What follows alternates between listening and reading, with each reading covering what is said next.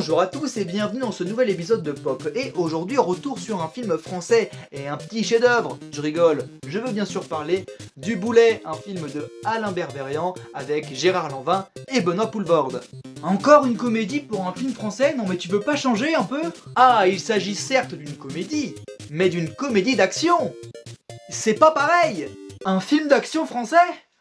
Oh putain, accrochez-vous. Le film commence donc en 1995 par le policier joué par Djimon Hounsou, que vous connaissez sûrement pour avoir joué dans Les Gardiens de la Galaxie, Fast and Furious 7, Shazam, Gladiator, Kingsman 3 ou plus récemment Gran Turismo. Et du coup aussi le Boulet. Comme quoi on fait pas toujours les bons choix dans la vie. Comme youtubeur par exemple. Bref, ce policier est en train d'écouter une conversation entre brigands avec leur chef Moltes qui est en train de braquer ses sous-chefs car il y a une balance parmi eux. Moltes demande au Turc, un membre du groupe, d'ouvrir la chemise de son frère et effectivement, c'est lui la balance. Moltes tue le frère du Turc, la police intervient et capture Moltes et...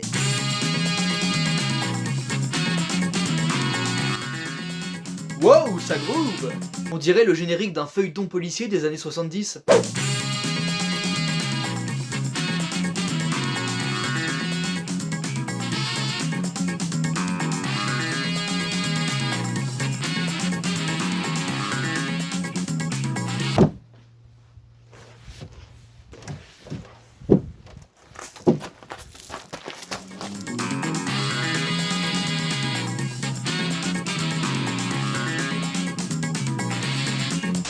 Arrivé en prison, Moltes fait la rencontre de Reggio, le maton de la prison qui fait son petit chef avec lui. Et 7 ans plus tard, Moltes s'est bien intégré en prison et Reggio a une coupe mulet. Ce qui est dégueulasse.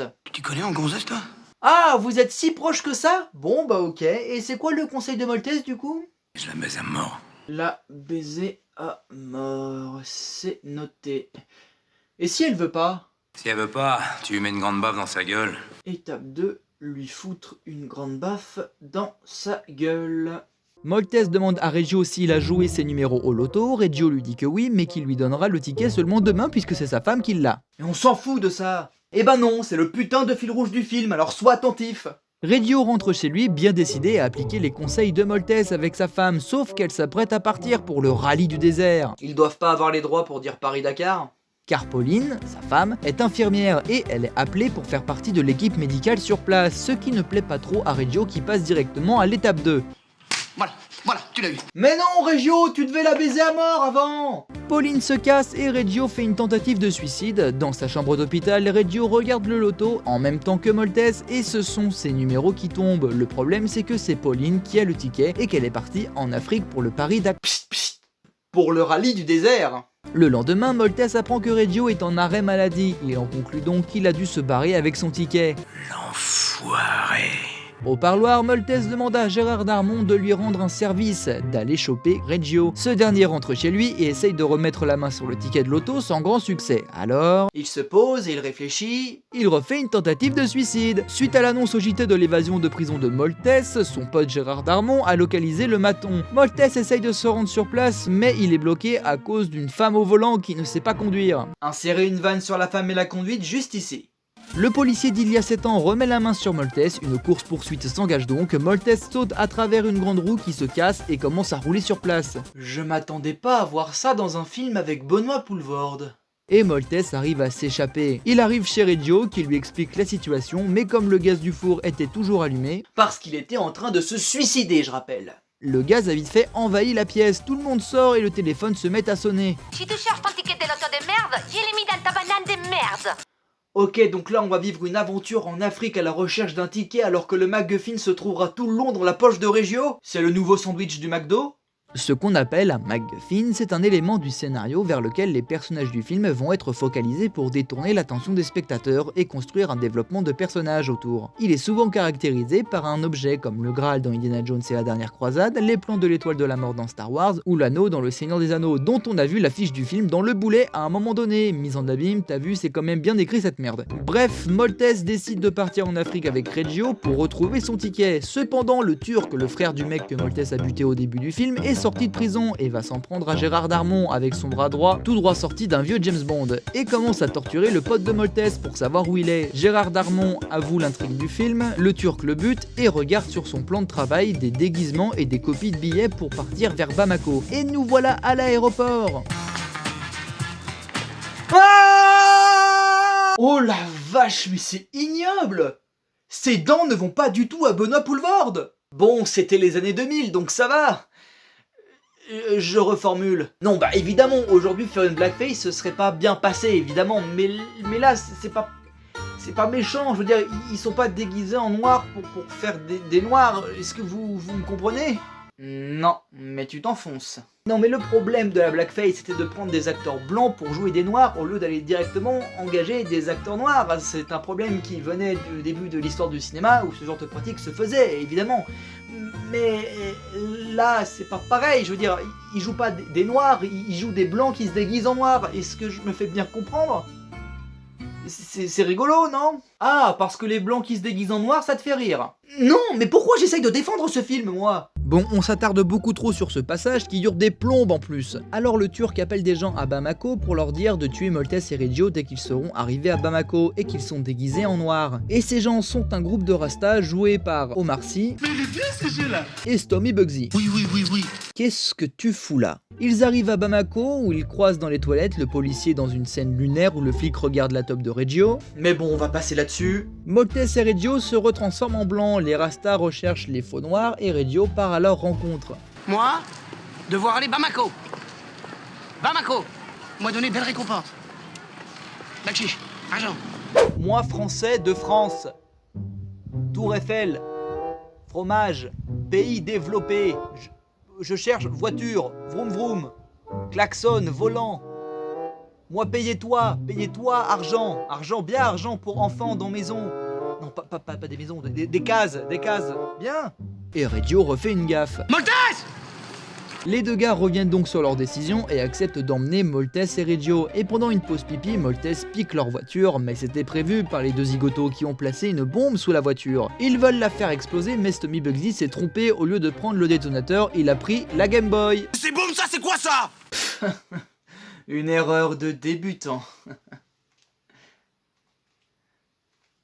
Hey, pourquoi j'arrive pas à remettre le film? La bagnole tombe en panne, mais juste devant le Paris le rallye du désert, et la voiture explose pour changer. Ils vont voir un médecin pour savoir où est sa femme. Celle qui a une bouche habitée un grand blaire, hein. Oui, enfin, chacun sa description, hein. Moi j'aurais pas dit ça. T'aurais dit quoi, toi? Ah, celle qui joue dans Double Zéro avec Eric et Ramsey. Mais le médecin leur apprend qu'elle est sur un autre poste à Bakel, alors les deux acolytes volent donc une voiture et font la course de rallye. Pendant ce temps-là, le Turc arrive en Afrique. Alors, Bamboula, il est où Maltese? Ouais, je sais pas si je pourrais sortir cette vidéo sur YouTube sans avoir de problème. Le Turc tue Omar Sy et le frère de ce dernier apprend au Turc que la femme de Reggio est à Bakel. En retour, le Turc apprend au Rasta qu'il vient de buter son frère. Pendant la course, Maltese s'arrête car il est fatigué, Reggio prend donc le relais. Et évidemment, il s'enlise. On peut vraiment pas compter sur toi, Reggio, t'es un vrai boulet. C'est le titre du film, c'est super bien écrit quand même. Le mec, c'est un boulet et le titre du film, c'est Le Boulet.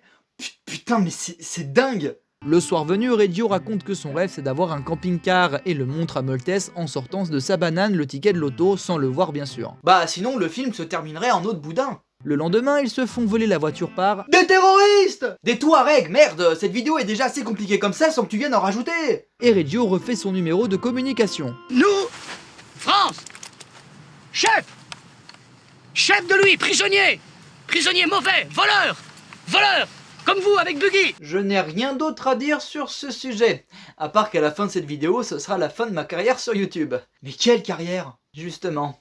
Moi, français de France, pays mieux que vous. Le chef va être content de moi. Ce soir, c'est pastrami.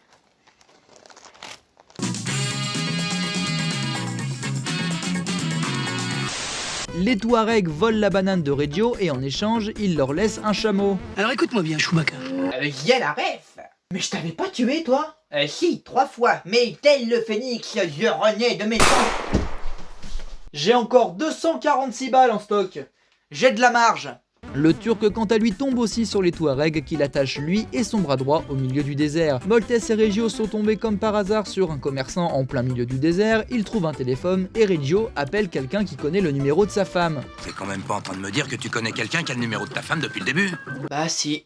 En attendant, le Turc se fait sauver par une équipe médicale dans laquelle se trouve Pauline, la femme de Reggio. Reggio appelle sa femme qui lui apprend que depuis le début, le ticket était dans sa banane. Le Turc apprend que Pauline est au téléphone avec Reggio ainsi que Moltes, alors il prend le portable et veut parler à Moltes. Le Turc propose donc d'échanger le ticket de l'auto contre la vie de Pauline, ils se donnent rendez-vous à Touba. Arrivé dans la ville, le commerçant qu'ils avaient pris en otage leur apprend où les Touaregs revendaient leur butin. Ils rentrent dans la petite boutique dont le gérant est Jean Benguigui, dans laquelle se trouve le chef des Touaregs qui met Reggio au sol et Moltes commence à le poursuivre. Il le perd, mais heureusement Nicolas Anelka était là pour l'aider et lui tire un ballon de foot dans la gueule. C'est pas une blague, il y a vraiment Nicolas Anelka qui arrive, qui tire un ballon sur le Touareg et fin de tournage pour lui. C'est qui Nicolas Anelka? Un personnage de foot de rue.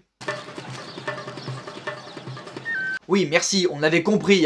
Il s'agissait de Nicolas Anelka, le célèbre joueur de football. Reggio apprend à Benguigui que la banane contient un ticket de loto gagnant, Moltes récupère le ticket et envoie balader l'épicier qui voulait récupérer le billet. Après ça, ils vont libérer sa copine et tout est bien qui finit bien. Eh non! Nos routes se séparent ici, Reggio. Mais ne vous inquiétez pas car il change très vite d'avis. On va se trouver un hôtel. C'est littéralement la scène d'après. Ouh, le suspense est à son comble.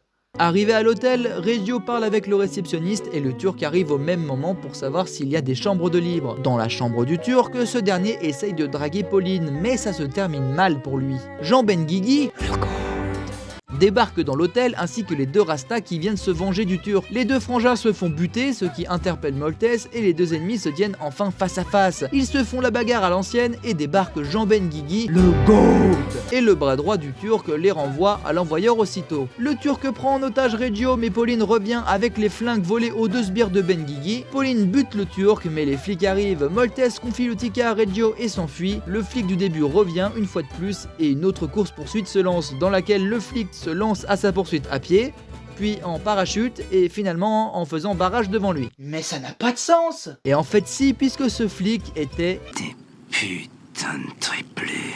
Pas con, hein? Il se fait enfermer de nouvelles fois en prison, mais cette fois le maton c'est Jamel Debbouze. Lui au moins il va pouvoir le prendre en main!